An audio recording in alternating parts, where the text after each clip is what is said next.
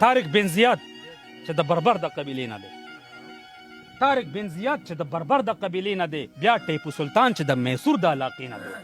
تا ته تاریخ یاد دی د سلطان صلاح الدین بچې ټول سبق ته یاد د بغداد او فلسطین بچې فرانس کې بوناپارټ او امریکا کې لنکن پیژنې هټلر او ماوزیتنګ او لینن پیژنې تا ته د ترکی د ارطغرل کیسه هم یاد ده تا ته د منډیلا کلی کور کوڅه هم یاد ده ټیک ته زه منم چې ته د واړه جهان پیژنې خو ته باچا خان پیژنې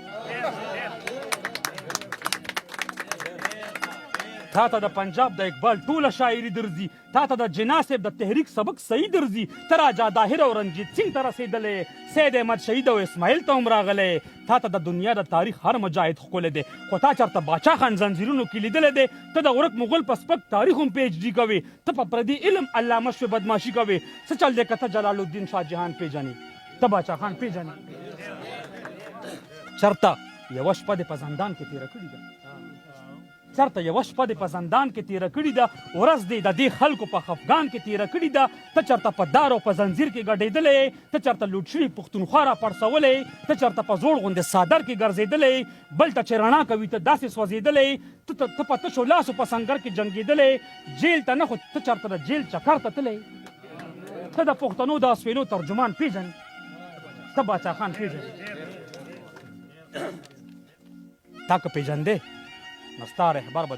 تا که پیژندې نو ستا رهبر به پنجاب ولې و تا که پیژندې نو ستا قسمت به خراب ولې و داسې به جوړ شوی ستا په خاوره عذاب ولې و زلفو کې د بل به ستا کرلی ګلاب ولې و تا دپاره چا خپله ځواني په داو بایللې وه تا دپاره چا په پښتونخوا کې ملا تړلې وه تا دپاره چا د خپل جایداد نه لاس وینځلی دی بل داسې څوک شته چې ستا په نوم خلکو رټلی دی دا خو شعور نه دی چې یو نیازي پټان پیژني ته باچا خان پیژنې دا خو شعور نه ده چې یو نیازي پټان پیژنې ته باچا خان پیژنې نن چې معززي برکت د چا دی نن چې معززي برکت د چا دی پوهې ته نن چې معززي نه نن چې معززي برکت د چا دی پوهې ته نن چې ته پیدا یې دا محنت د چا دی پوهې ته یا ډالر پرسته دا چې لږ ډېر سړیتوب کوي دا د هغه خوار ملنګ خواري ده چې ته خوب کوي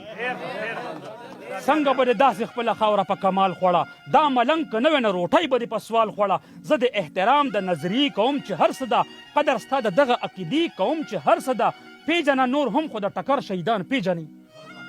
ته باچا خان پیژني مور نه تپوس وکړه چې ته ورک چا پیدا کړی دا د نوجوانانو ته یم یار دا اکثر زه دا وینم خفه کېږئ تاسو ته نه وایم تاسو به کېدای شي دغه نظریې والا نه یئ